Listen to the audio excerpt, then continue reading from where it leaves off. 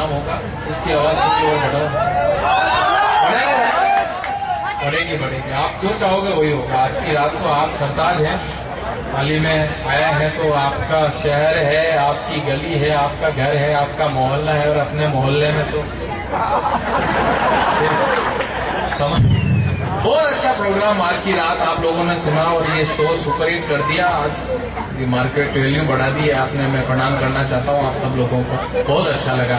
मैं बहुत प्रणाम करता हूँ आप लोगों को, और मैं ये चाहता हूँ कि एक बार तमाम लोग अपने सम्मान में ताली बजाएं और पुलिस वाले भाई साहब भी बजाएं। मैं आपको स्पेशली प्रणाम करता हूँ, आपके चरणों की वंदना करता हूँ, और चरणों की वंदना कर रहा हूँ तो आप ऐसा बिल्कुल ना समझे कि आप इस देश के महान सिपाही हो इसलिए चरणों की वंदना कर रहा हूँ।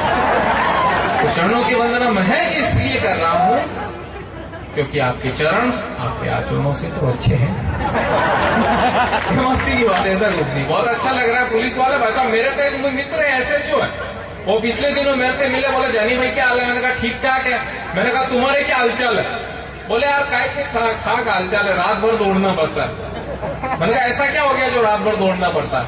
बोले यार वो शहर में चोरियां हो रही और हमें रात भर दौड़ना पड़ता है। तो मैंने कहा एक काम कर लो आप भाई साहब, आपको सूंघने वाले कुत्ते पाल लो जो 2 मिनट में चोर को पकड़ लेते हैं। तो उन्होंने कहा, बोले यार जानी बाबू पाल के देख लिए, पट्टे सूंघते सूंघते थाने में आ जाते हैं। ये स्थिति है, ये बहुत अलग टाइप का खेल है, बहुत विडम्बना है, पर ये देश के महान सिपाही हैं, इसी की बदौलत हम सेफ है, इस तरह के कार्यक्रम सेफ है। तो इसलिए आप पुलिस वालों के सम्मान में भी ताली बजाएं। ये ड्यूटी कर रहे हैं और रात भर और ड्यूटी करेंगे, इनकी ड्यूटी निरंतर चलती रहेगी। इनका खेल है, अपने इससे कोई लेना देना नहीं है। अपने को अपना प्रोग्राम सुनना है, उसके बाद अपने घर जाना है और घर जाके दूसरे कार्यक्रम करने हैं। दूसरे कारण खाना पीना सब होता है ना। बहुत अच्छा युवा, ये आपका तो क्या टेस्ट ही अलग टाइप का, हर चीज को अलग ही लेते हैं। मैं आपका टेस्ट भली भांति समझ गया। युवा मित्र है, हाँ मैं समझ गया आप बैठे हो, बहुत अच्छा जम रहा है। युवाओं का इतना अलग टाइप का खेल है देश में। हिंदुस्तान में युवाओं की एनर्जी मैंने पहले ही बता दिया कि ढंग की जगह नहीं लग रही है। अच्छी जगह लगती तो देश की स्थिति ये नहीं होती। अभी भाई साहब माथुर जी बहुत अच्छा संचालन किया आज की रात इन्होंने कार्यक्रम का। ठीक इसी तरह का संचालन किया जैसे मनमोहन सिंह जी इस देश का कर रहे हैं। बहुत बढ़िया इन्होंने किया। मैं ये चाहता हूँ इनके सम्मान में भी ताली बजाएं। अब ये खाली ताली बजाने का काम ही रह गया है। इन्होंने अच्छा वो नरक वाला इन्होंने बताया था सिस्टम, तो मेरे को एक बात याद आ रही है। वो 3 जनों को नरक में क्या हुआ कि वो मौत की सजा सुनाई गई। नरक में 3 जनों को नरक में मौत की सजा सुनाई गई। एक अमेरिका का था, एक इंडियन था और एक पाकिस्तानी था। तीनों ने कहा बोले नरक की सजा है। और जल्लाद ने उससे पूछा गया प्रश्न, बोले क्या क्या सिस्टम है, कौन से नरक में? बोले इंडिया का नरक है। इंडिया का नरक है, इसमें क्या होता है कि आदमी कुर्सी पर बैठता है, उसके बाद इलेक्ट्रिक जो शॉट है उसको इलेक्ट्रिक को ऑन किया जाता है, आदमी कबूतर की तरह फड़फड़ाता है और मर जाता है। अमेरिका का नरक है, अमेरिका का नरक में भी यही सिस्टम है। तो इसमें भी आदमी को कुर्सी पे बिठाया जाता है, लोहे की कुर्सी होती है, करंट लगाया जाता है, आदमी कबूतर की तरह फड़फड़ाता है, मर जाता है। तीसरा बोले पाकिस्तान का नरक है, इसमें भी वही सिस्टम है। लोहे की कुर्सी, आदमी को बिठाया जाता है, बटन दबाते ही आदमी कबूतर की तरह फड़फड़ाता है और मर जाता है। हाँ? तो इसके बाद वो पाकिस्तान वाला था और अमेरिका वाला था। इन दोनों ने कहा बोले हम तो अमेरिका के नरक में मरना चाहते हैं। तो इंडिया वाला जो था उसने कहा कि मैं इंडिया के नरक में मरना चाहता हूँ। तो उन दोनों ने पूछा, बोले यार जब तीनों नरक सेम है तो तुम इंडिया के नरक में क्यों मरना चाहते हो? तो उस इंडिया वाले ने कहा, बोले पागल इंडिया में बिजली कहाँ आती है? ये स्थितियां है। बहुत अच्छा खेल चल रहा है। हालांकि संकट मेरे को भी नहीं पड़ रहा है कि क्या क्या करना है। अब स्थिति ऐसी होगी, खाली कॉन्फिडेंस से काम चला रहा हूं मैं, और कॉन्फिडेंस आप लोग ताली वाली बजाओगे तो आप लोग हाई होगा। सुनने के बोलो आज की रात सब लोगों को मजा आया। मैं फिर से आप लोगों को अच्छा गीत सुनाऊंगा, कुछ पंक्तियां सुनाऊंगा। अगर आप लाफ्टर सुनना चाहते हैं, कुछ कविताएं गीत मुक्तक सुनना चाहते हैं, एक बार बताओ। गीत की लाफ्टर की बात कर रहे हैं। लाफ्टर का भी अलग टाइप का खेल है। पिछले दिन अटल बिहारी वाजपेयी जी मेरे से मिले। मैंने कहा अटल जी क्या हालचाल है? मैंने कहा क्या हालचाल है अटल जी? बोले ठीक ठाक है। मैंने कहा आजकल आपका दिन कैसे निकलता है? बोले मॉर्निंग वॉक करने में। मैंने कहा वो अटल जी मॉर्निंग वॉक करने से दिन कैसे निकलता है? बोले वापस आते आते शाम हो जाती है। क्या, ये कॉमेडी है, हास्य हम लोगों के आसपास रहेगी। अब मैं चाहता हूँ कि एक अच्छा सा एक प्यार का गीत और आप लोगों के बीच में समर्पित करना चाहता हूँ। हंसने का तो क्या कि आपको रात भर हंसाया, बुदबुदाया है, अब कुछ चिंतन की, प्यार की बातें भी आप लेके जाएं। अब मेरे युवा मित्र जितने भी भीड़ के लोग खड़े हैं उनके हाथ एक बार देखना चाहता हूँ, ताली बजा के बताएं कि गीत सुनने के लोग हैं। हादसे की बात कर रहे थे, कलेक्टर साहब चले गए, कलेक्टर साहब वो लेट आए थे, उनको भी अपने खूब सुना, उनको भी बहुत अच्छा लगा। और मैं चाहता हूँ आप सब लोगों को पता भी चल गया हो कि आपके प्रोग्राम में सर्वश्रेष्ठ रहा। अब मेरे को एक बात याद आ रही है कि एक मूर्तिकार था, उसने एक मूर्ति बनाई, चूहे की मूर्ति। चूहे की मूर्ति को लेकर के एक आदमी उसके पास गया खरीदने। उस चूहे की मूर्ति को लेकर जब वो आदमी निकलने लगा तो उस आदमी के पीछे पीछे सारे चूहे हो गए, 1 2 5 करते करते हजारों चूहों की फौज हजारों चूहों की फौज उस आदमी के पीछे लग गई।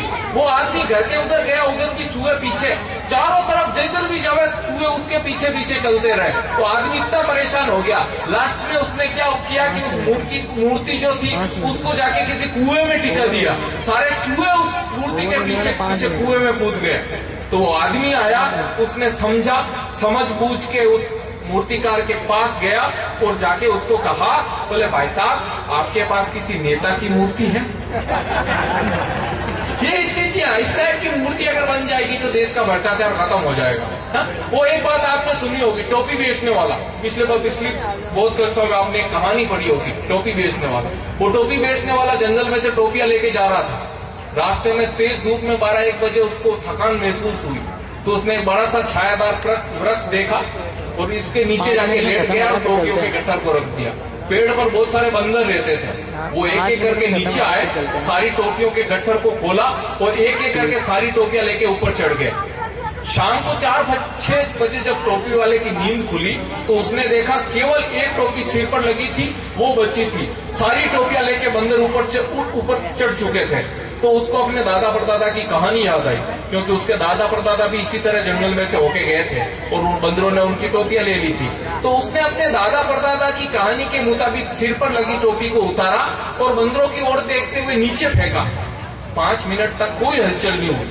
5 मिनट बाद बंदरों का मुखिया नीचे आया, उस टोपी वाले के सामने खड़ा हुआ और एक खींच के चपट मारते हुए बोला कि साले तू क्या समझता है, तेरे बाप दादा ने कहानी सुनी, हमारे बाप दादा नहीं थे।